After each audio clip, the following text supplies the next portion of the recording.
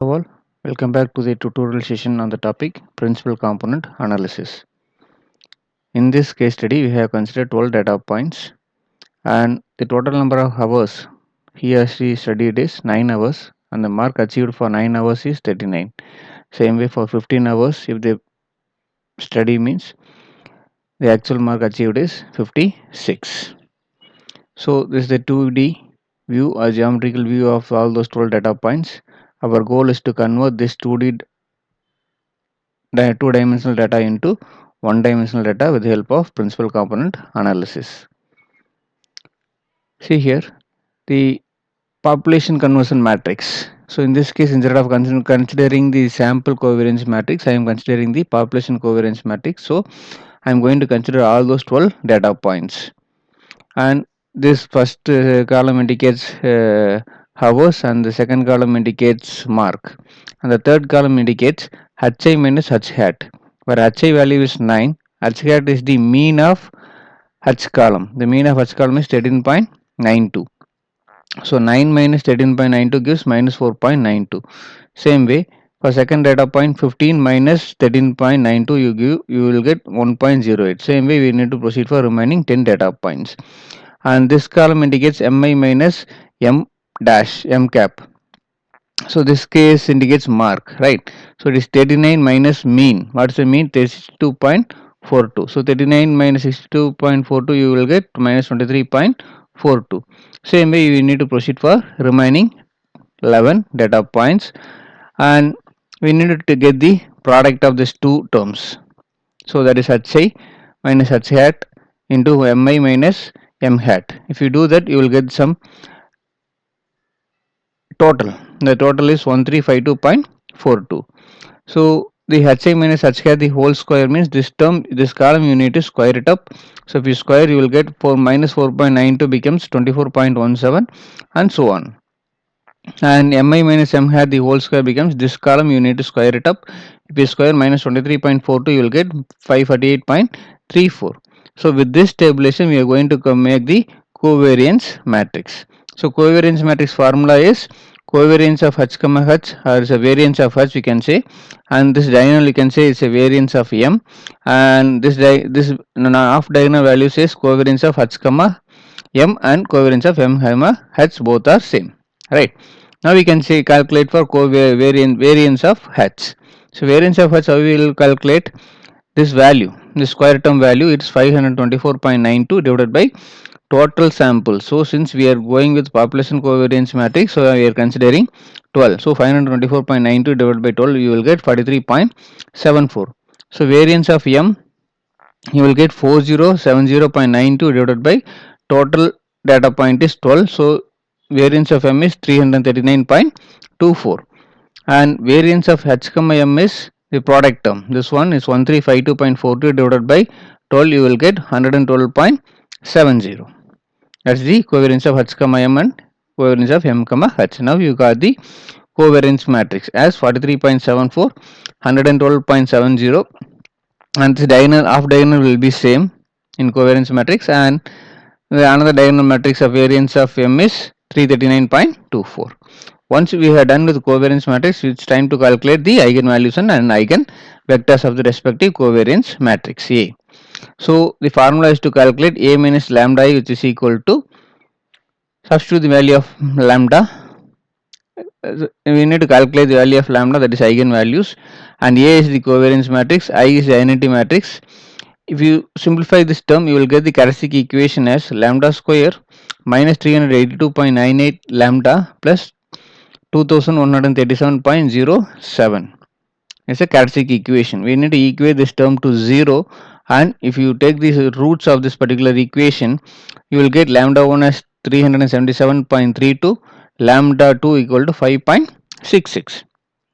Now for calculating eigenvectors, we need to take the first lambda 1 as 377.32, and we need to solve the equation A minus lambda I into x. This lambda I am going to consider as 377.32, and if you equate that, you will get this lambda value. You need to subtract it. So if you subtract with this x1 x2 which is equal to 0, so I am going to take the first equation alone. So second equation is the repetition, so I am going to skip it. So it is 43.74 minus 377.32, you will get minus 333.58 x1 plus 112.7 into x2, which is equal to 0. Now if you substitute x1 as 1 and x2 as 2.96, this left hand term becomes 0. That's how we have calculated these two values. So the eigenvector is 1 comma 2.96. Now this, for this particular eigenvector, I am going to normalize this vector. So how we will normalize? We will need to divide by its magnitude. How we calculate the magnitude is square root of 1 square plus 2.96 the whole square. If you get simplify this, you will get 3.12. For each term, you just divided by 3.12, like 1 divided by 3.12 and 2.96 divided by 3.12. So you will get the first eigenvector as a normalized vector as u1, which is equal to 0.320, and second term is 0.947. Same way, we need to calculate for lambda 2, which is equal to 5.66. So by solving this equation, that is, instead of substituting lambda, we are going to substitute as 5.66. So first equation becomes, I am going to skip the second equation, it remains the same. So let me go with the first equation alone. So it is 43.74 minus 5.66. If we subtract, we will get 38.08 x1 plus 112.7 x2, which is equal to 0. In this case, I am going to substitute x1 as minus 2.96 and x2 as 1. So this term will become 0. So eigenvector is minus 2.96 comma 1. So again we need to normalize the second vector. So just take the roots and divided by each individual value by its corresponding magnitude, you will get the unit normalized vector, that is u2, which is equal to minus 0.947 and 0.320. So this p indicates the total normalized eigenvectors as 0.320 and 0.947 and minus 0.947 and 0.320. This minus can be interchanged along these two vectors. So there won't be any change in it. So now here comes the PCA transform data. So the equation here we are going to use is z, which is equal to x dash of p. This x z is nothing but the transform data we are going to calculate, and this x dash already we have known, and p just now we have calculated. And what is this x dash? X dash is nothing but these two column values, hi minus h hat and mi minus m hat. I am going to consider that as x1, and the p just now we have calculated the normalized eigen vectors. So if you simplify this, what is the transformed data for first case, two cases alone? Let me calculate. For this, let me take the first row alone, that is minus 4.92 and minus 23.42 with respect to first u1 alone, that is u1 means 0.320 and 0.947.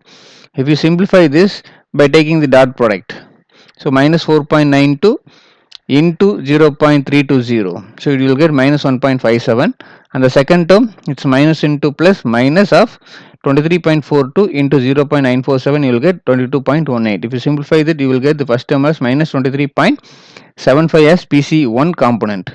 For PC2, this takes the huge value, and remaining PC2 will be always small for all the components, right? I will say y. So z, which is equal to second term, minus 4.92 and minus 23.42 with respect to u2, that is minus 9.47 and 0.320. If you simplify, you will get z equal to minus 2.84. So like this, we need to calculate for each and individual remaining 11 data points, and we need to find the PCA transform data. If you do that, the first component you will get as this is just now we have calculated minus 23.75, and second component is minus 2.84. Same way we need to do it for remaining 11 data points. We need to calculate for PC1 and PC2. Where this first column indicates PC1 principal component 1, it captures all patterns and direction of the particular data. So where about this PC2 says the minor variation is leftover. This leftover, whatever the components is left over by PC1, it will capture by PC2. So while you are plotting one dimensional data, we are going to plot for this highlighted PC1 component alone. We are going to skip the PC2 since it is very least. So if you do that, so this two dimensional data, so in 2D view, this two-dimensional data of all 12 data points are converted into now just one-dimensional data. This one-dimensional data indicates PC1 component alone. We are going to skip the PC2 since because of its least value, right? So this is how we need to convert two-dimensional data into one-dimensional data with the help of principal component analysis. We'll meet you all in another video. Thank you.